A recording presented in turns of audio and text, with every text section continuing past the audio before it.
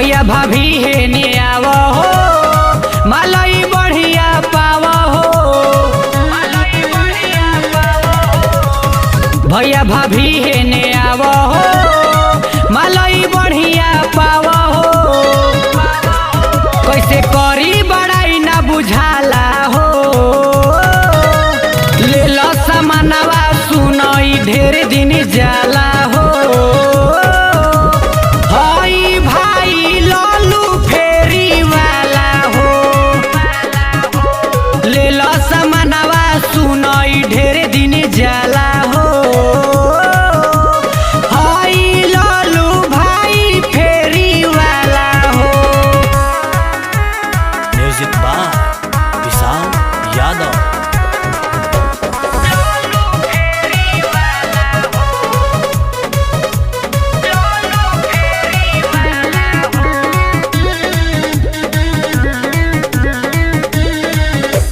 कुर्ती फरकवा jeans T शर्टवा ले लो भैया भाभी, कमे बारेटवा लो पूरे सेटवा सुन चाचा चाची।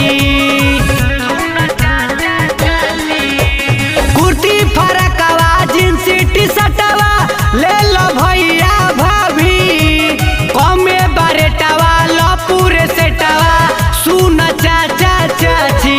सलोनी ड्रेसेज के माले हबे चाला हो, ले लो सामानवा सुनई ढेर दिन जाला हो। हई लालू भाई फेरी वाला हो, ले लो सामानवा सुनई ढेर दिन जाला हो। हई लालू भाई फेरी वाला हो।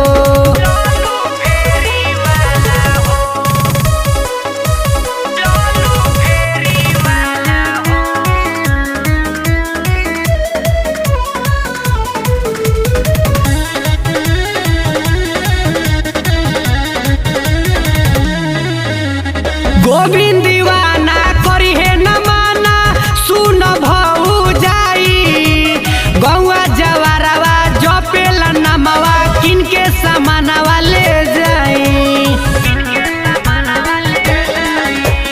गोविंद दीवाना करी है न माना सुन भऊ जाई, गौआ के लोगवा जपेला नमवा किनके सामानवा ले जाई।